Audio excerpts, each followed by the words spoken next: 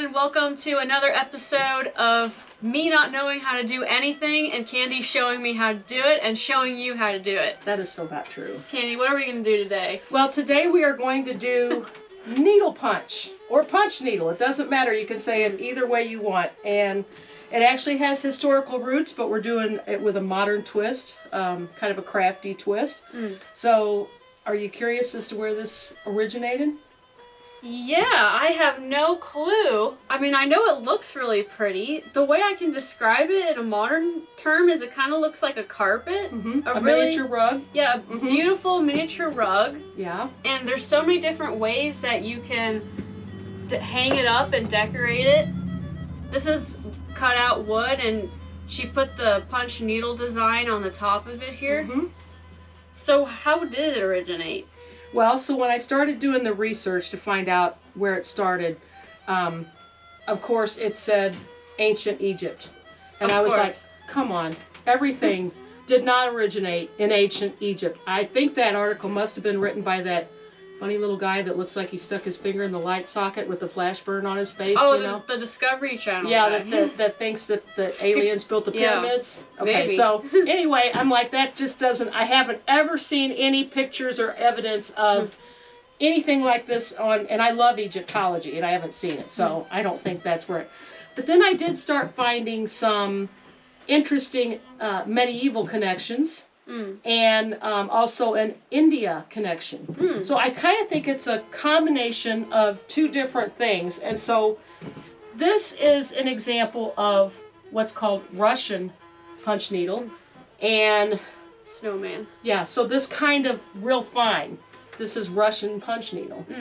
And what happened was in the late 1600s, early 1700s, Peter the Great became the Tsar of Russia.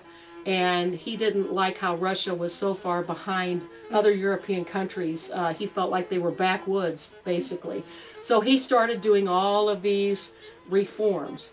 And of course, he also reformed the church. And there was a group of people who did not like these new reforms in the church, and they called themselves the Old Believers. And they would do this kind of punch needle on the vestments that the priest would wear in the Russian Orthodox Church. It was very beautiful. It was very beautiful. They'd use gold and silver threads and things like that. So that's where I think this kind of comes from, because these people immigrated to America. They're kind of like the Amish. They still do their old ways. I think there's a large group of them in Portland, Oregon, if I'm not mistaken. Someone will correct me, I'm sure. But wow. Yeah, Would so have never I'm like, guessed. why in the world would you go to, if you're from Russia? But anyway, they immigrated to America, and so this, I think, is where this comes from.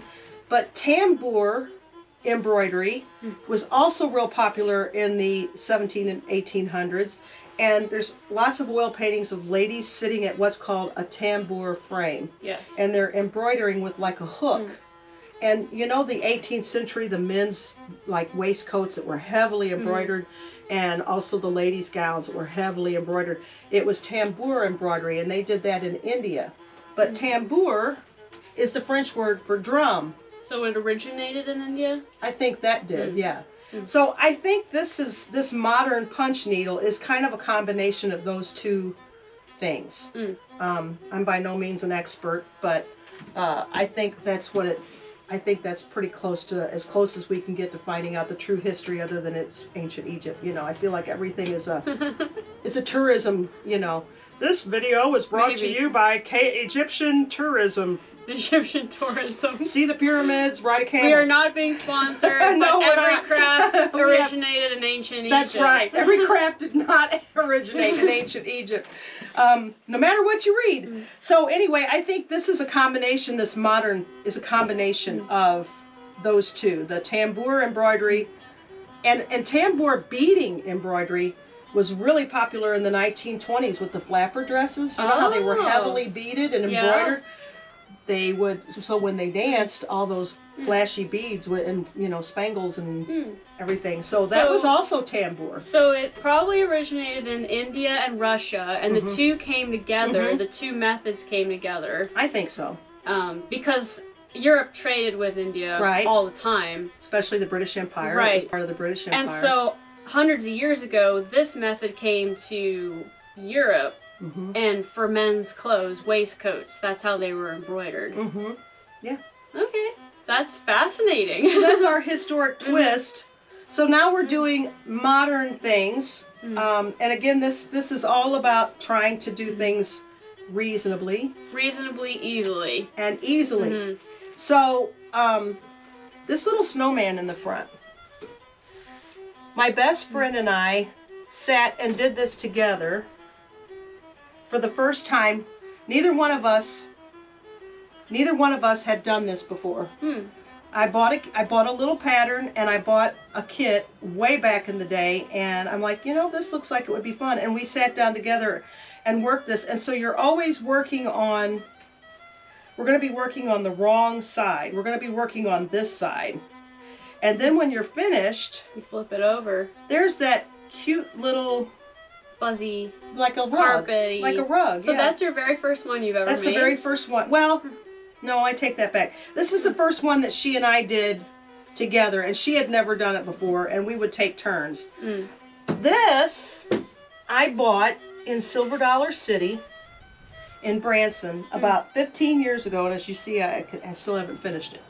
But I saw this lady sitting there doing this in Branson at their Fall Craft Festival, and I was so intrigued, and I bought her kit, and it included this, my punch needle, a threader, and some yarn. And the reason why I never finished this was I got so frustrated because the loops kept pulling back out. Oh. And it really took me a long time to do, and I was really aggravated. So I got mad at it, and I didn't do it for 15 years. What about this? That I just did. That's new. This one's actually my favorite on the table. Any cute? That is so cute and very well done. There's shading on it. Yep. You're right, it's a pocket. It's a little pocket. You could hang it on a doorknob and put some little bittersweet berries out the top, or leaves or something. And then there's a snowman. one over there too. There's a snowman. He's a pocket too. You just fill him with some little berries. That is so cute. Or you could give it as a gift and put something inside. Oh yeah, the possibilities are endless. They are. The possibilities are going to be endless with this channel. And yes, and these are brooches? Yes. So Candy made these. These are little brooches. This is a watermelon and this is a strawberry for this current summer season here. Right. You just wear it like that. Right. And then, like, for Christmas, we could make snowmen, gingerbread men. And this one is going to be a brooch. It's a peep. This is a peep. It is. A little bunny peep. And do you know I printed that off for free on the internet from Free Clip Art? I like free. I like free, too. So there you go. Good. You can take traditional methods and make something modern with it. Like, and there's his little eyeballs. And these mason jar covers. Yep. That's what we're going to do today. We're going to make a mason jar cover today. Yep. Goes right on there and you just cut it out. Yep. And then what, do you glue it on there? Yep, we'll show you how to do all of that. But I got these little pom-poms at the craft store, and I would just glue these in here, and that would be his eyes and his nose. You know how Peep only has an eyes? Yes. There's your Peep. Cute. How cute is that? And he would be an Easter pin, and they're in all kinds of, and you're going to back it with felt. My Jack Russell got a hold of this piece of felt. Imagine having this in all sorts of the pastel colors. I did. At Easter, you'll see it on my Facebook page. I had them in the pink, the yellow, the turquoise, the lavender, and they sold out. So. Oh, and there's more things too. Yep, that's a little pillow. You could make a small pillow or a large one. And if you don't sew, and I just use that, I had fabric scraps in that fabric. If you don't sew, some of the discount stores have been selling like really cute pillows, and if you don't, you want to buy an already made little pillow, sure, you just kind of tack that on there with needle and thread. Or if you don't want to sew at all, you could use fabric glue and glue it on there. Sure. Make a nice gift. Candy made this. That is a extra large punch needle, like a rug. And this was just with yarn. You buy in the regular yarn department that you knit or crochet with. So you could do so many different things with this. You could use this as the front of a larger pillow. Or you could put it on something like this. This is a footrest. Yeah, and this one was made by my dear friend in Bernie, Missouri. This is White House Creations. There's a little sheep on it. Dottie Babb. And she did, it was with this kind of, and yarn. And then she upholstered a stool. She made the whole thing, the stool and everything. Wow. Yeah. Yeah, so you could use this for the front of a big pillow or footstool, or even a front of a tote purse even. Yeah. The possibilities really are endless. They are. And how about that grater there? Yeah. I thought that was a cute idea. That is a cute idea. So just take a regular grater. You can get these old graters for cheap at any antique store. Right. $1 or $2. They're about, yeah. And so I punched a gingerbread and stuffed some greenery. Now the cool thing is I've also hung them this way, upside down, and you put your little punch needle thing on here, stick some berries and greenery, and then you can hang a Christmas towel from the bottom. Oh my goodness, you're just full of good ideas. I know, the possibilities really are endless. They are. Mean, you know, we're talking, we want to be economical, we want to give people's, this time, you know, it's getting hard, times are getting hard, food's high, gas is high, everything. Yeah, so just reuse an old grater. Make your gifts, and people appreciate handmade anyway. Yeah, imagine if you made a mason jar cover, a Christmas themed one, and then you filled it with peppermint candies. That would be so cheap. Right. Everyone has old mason jars. That's right. We all do, and that's why I picked for us to do today a peppermint swirl. So we're gonna do a jar lid, and I would suggest you start out small. If you're starting to do this, because you know, it is easy, but in the beginning you might get frustrated, and don't quit, because you know it's worth doing, and once you get it figured out, it goes so fast that you can do one of these in about a half an hour. So say you have a lot of teacher gifts you got to give. You could make these, or in the nursing home, someone in the nursing home that likes hard candy or whatever. That'd be sweet. Yeah, you can put make all kinds of covers. You could punch needle a chocolate chip looking cookie and put cookie mix in there. You could even put someone's initial. Yeah. For me, a big J on anything. Yeah, anything. You could do anything. You could put soup mixes in here and put something cute on the top, like a pig if it's got bacon in it or whatever. Or you could put cookie mix in here, or candies. Cake mix. Wouldn't this one be cute with candy corn and those little oh my goodness, jack-o'-lanterns that come mixed with the candy corn? You're right, that would look so cute. And you also made a bow here. Yep, this is raffia. Okay, that is very cute. This one would be cute, full of Hershey's Kisses. Oh, for Valentine's Day. For Valentine's Day, give your kid's teacher, or your secret pal. There's a lot of people that have secret pals. At Christmas time. Yeah, do you know what a secret pal is? Well, I know what a secret Santa is. No, a secret pal is like, so you work in an office, and all the girls in your office exchange names, and nobody knows who each other got, and you give little clues throughout the month of December that who you are, and they got to try to guess it, and then at the end you all have a party and you give a little gift. It's usually around $10. So that's a secret pal. Yeah, that wouldn't cost you much money. No, so give something that you made, and it means that much more. Very true. Very, very true.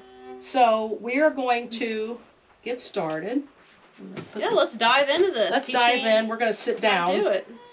And I'm going to show you how we want to. So I've got different sizes of hoops for different sizes of projects. So like these guys, I actually worked on. I used this one because I wanted to have plenty of room to. So go to a craft store and get basically an embroidery hoop. It can't be any hoop. Oh, really? No.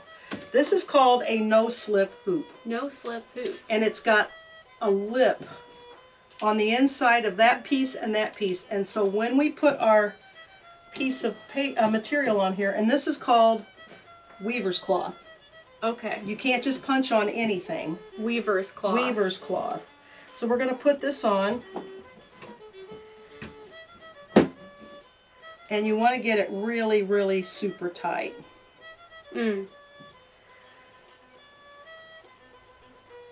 and then, you know, really stretch it. Like the top of a drum. Like the top of a drum. And all of these patterns that I have, they all will say, make sure it's drum tight. So there's, can you hear that? Drum-like. Drum-like. And then I bought these patterns online. I draw a lot of my own patterns, but then I saw these two, which was those two guys. And the cool thing about patterns is most of them, look at this, this is going to be fun. These look familiar? Yeah, look at what's inside. It's already on the weaver's cloth. Oh! It's, look at that. An outline. Already ready to put on your hoop and go. That the only makes thing sense you to me. have to, the only thing you have to provide, you can buy a kit, but most people already have their own embroidery thread. You can go to any craft store and get embroidery thread for less than 50 cents a skein.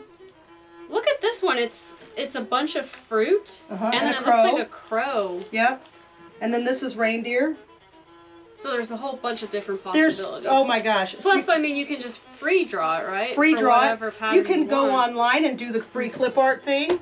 You can also get a kid's coloring book, like a Christmas coloring book, and get your basic candy cane outline or gingerbread outline. If you don't want to draw yourself, that one I freehand did. It's a little cabin. Little cabin, that was my own pattern. This is my weaver's cloth. I bought a couple yards of it, so I have enough for a project. Okay, weaver's cloth. And that is monk's cloth, the big mat. Big one. What's the better one to get, or is there a difference? Really? Well, that's for the bigger, it's to get your bigger needle through. You wouldn't be Gotcha. able to get your needle through this, it would rip. So for smaller patterns, about as small as this or smaller, you need weaver's cloth. Yeah, weaver's cloth. And then for the large one, like if you're making a large pillow, Yep. monk's cloth. You could do a large one on that, but it'd take you forever. And we don't have forever. Gotcha. So we are going to start, and your initial investment, I would say, so this is how it will come.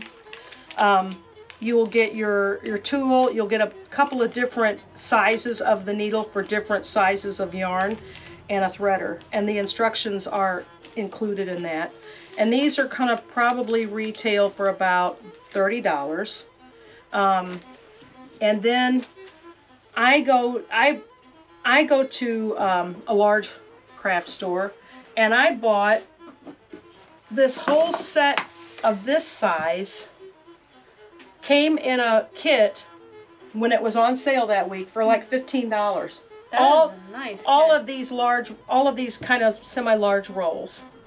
My goodness, that's a nice kit. Yeah. So that was my threads. You can also use DMC embroidery floss. Ah. And on the back of your pattern, it will tell you use 3 strands or use 6 strands. And if it says 6 strands, a lot of times this is that tatting that people tat with. This makes awesome punch needle thread. The 6 strands, that refers to how thick the string is? Yes. And so this would make a great string for that. So that's what we're going to use on our project today, is these big spools, because I use a lot of red and white. So I would describe this as being medium thick. I mean, just me not knowing what I'm talking about. It's smaller looking than at twine. Right, it's not tooth floss thin. So it's in the tatting section where ladies that do tatting, in the yarn section, but it will be with tatting. Gotcha. So we are going to, we've got our material on here. It's drum tight, and I'm going to draw inside. And this won't show because this is the back side. We're always going to be working on the back side, and I just want to make sure I can see that really well. There we go. Okay, so now we're going to thread this tool, and the kit will come with this needle threader, and we're going to go into the open end of that needle and bring it all the way down, and then you see there's that open end, and then we take our thread and we thread it in there. And then we're going to pull it through Take it out. And then we're going to thread through the front of the needle with this little threader. Open that up, poke that through, and then when you pull, it pulls it through the front of the needle. So now our needle is threaded and ready to go, and you only need about a 1/2 inch for a tail. So to start, you have your thumb lined up with that little pin on our number 1, and so that open part of the needle is facing you, and you're going to punch away from yourself, and you drag, and you can hear that popping noise. See, I'm not pulling my needle up, because if I do, a lot of times you'll pull it out.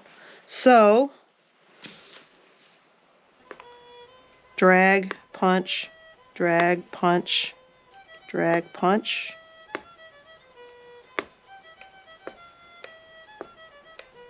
And then I turn, just because I'm always keeping the needle facing the same way. I'm just following my lines. Turn my hoop.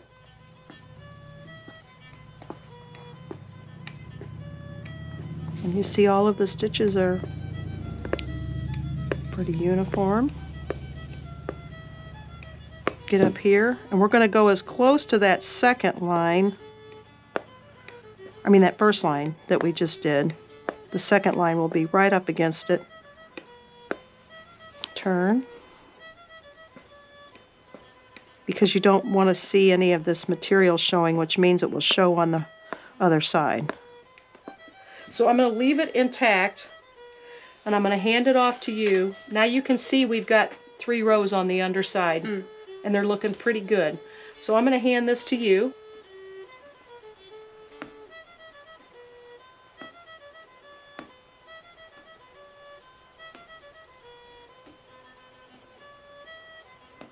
I'm liking this, Candy. This is fun. This is fun. To take on a trip.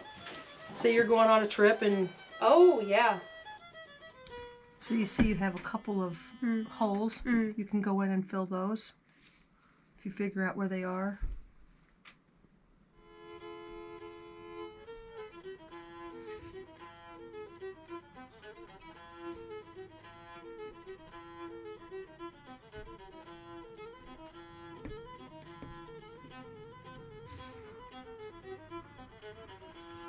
How do I fix this loop that's kind of out a bit? When we get all done, I'll show you how to fix those. Okay, let me move on to the white now. Okay. So you just want to cut your thread.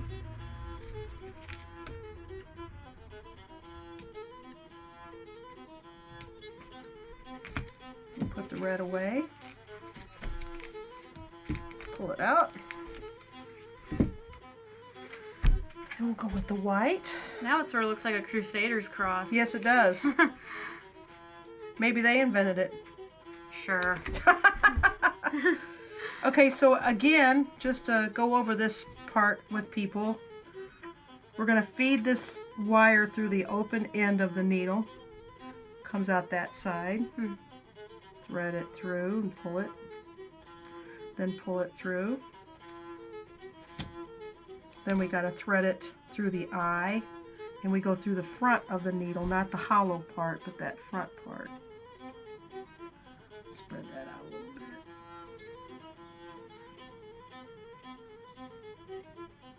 Feed that through. Now we can take that out. We don't need that much of a tail. You only need about a 1/2 inch. And it's ready to go. And it's ready to go on the, whoops, yeah, that side. And then you're supposed to align your thumb with the pin. There little you go. metal pin. So there right we go. there. Do you always start in the center, or is it just for this particular design that you have to start in the center? I just did it for that design. Now, that's actually, I'm glad you brought that up. So when you have like a snowman face, you always want to fill in the little details first, and you do the background last. Since that was a pretty much equal proportions, red, white. It didn't matter which one you started with first, but on any of these things that have more detail, like on the log cabin, you want to do their little details first, and then you fill in with the big white. There we go. Yeah. So like I did the windows first, and I did the stars, and I did the trees, and then I did the logs, and the green and the navy blue were last. Let me give you a little more slack. So I'm glad you brought that up, because you want to do the details first, and then you fill in all around with the background. So this peppermint one would be a good starter. That's why I chose it. I'm like, this is pretty easy, pretty simple. The peep would have been good too. The little peep. If you were starting with, let's say, a strawberry, the brooch is right over there. How would you start off with the strawberry? So with the strawberry, I did the green first, and then I did the red around the leaves, and then I went back in with some of the gold and just randomly punched the seeds in last. I actually wanted the background in, because if you would have done the gold seeds first, the red would have covered them. So I did those last, and then I did the background. The watermelon, where's the watermelon? The watermelon, of course, I did the seeds. I think I started with the green and then the white, and then I did the seeds, and then I did the red last. This would be another easy one to start with, would be the heart. I just make a little paper pattern. I just cut out a little heart and laid it on there and drew it on, and then I did the heart first and then the background. And when we get all done, I'm going to show you how you would secure these to your jar lids.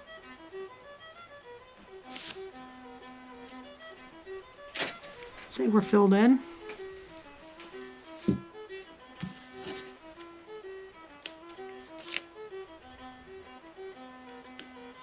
Okay. So there we are. Can move this out of the way. And now we gotta figure out how to correct.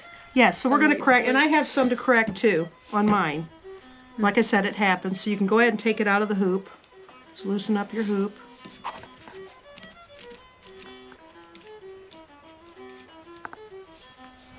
And squish him out of there. This one's mine. Okay. And this one is Candy's. Both of us made a few little tiny mistakes. So when you turn it this way, you can kind of see there's big loops sticking up.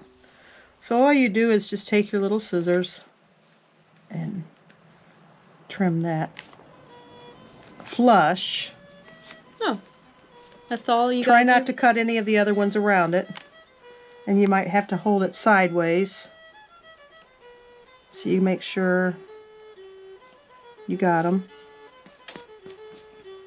There we go. And you can't tell that I trimmed the loops. Let's see. So hold it up and kind of hold it up to where you can see flush. There you go. Those were the main ones. Those were the main ones. And this won't undo it. No, because we're going to glue the whole backside down to our jar lid, and that glue will actually secure the backside so the loops won't come out. Looks pretty good. Okay. Maybe just this one. There you go. And now I'm just going to take my scissors. Yeah, they look really good, see? Once you get all that. And now I'm just going to cut and leave about a 1/2 inch all the way around. And then I'm going to turn it over, and I'm going to start making little, don't go all the way up to your stitches though. Just make little clips like this, because we're going to turn this under. And then I'm going to turn it over, and I'm going to start making little, don't go all the way up to your stitches though.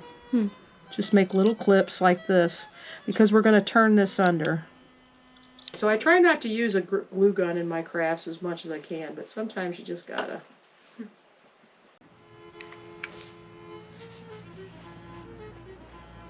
There. So now you can't see any of the white backing. We just have hot glue all over my fingers.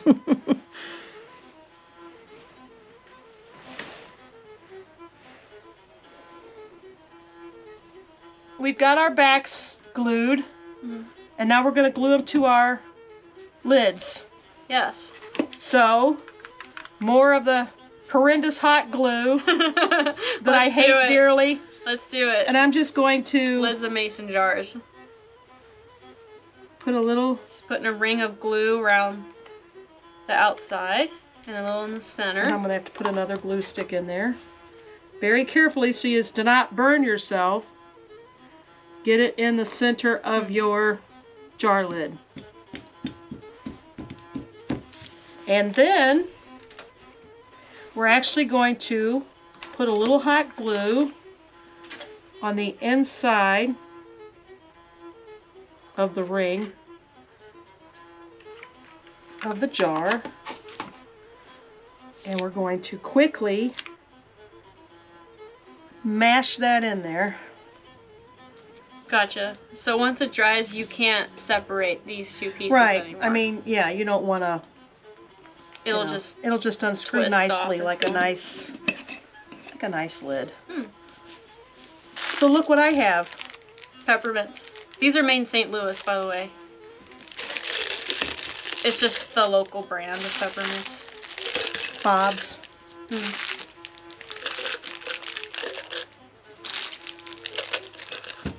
Now, we could put, see that red and white striped yarn? We could put that around the lid. Isn't that Ooh, cute? That is cute. I'm going to actually double mine, I think. Let's make it a little thicker. And we'll just Tie a bow. tie a bow.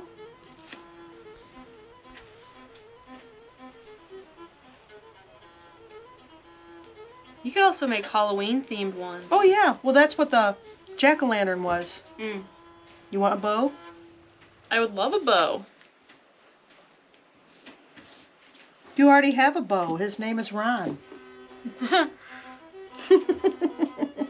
To use early American terms. Yes, that's a compliment that no longer exists. There you go. Make your bow.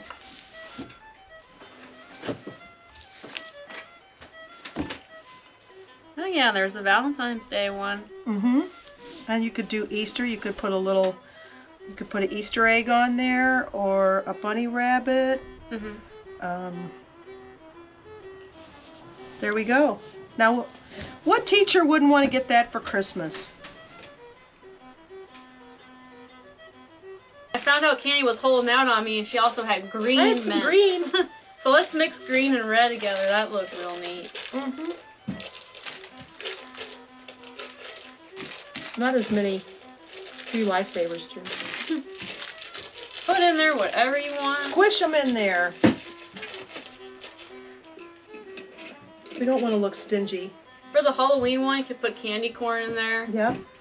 Or black licorice. Mm-hmm. Whatever floats your boat. Whatever you like, put it in there. Whatever kind of Halloween candy is out at Halloween. Or in the Valentine's one, the pastel sweetheart candy. Or the little Red hearts. Hots. Oh yeah, or the red huts. Yep. Or layer them. Mm-hmm. Yeah. You could have a candy trifle. Wow. That's fancy. Candy trifle. Yes. I think I like this.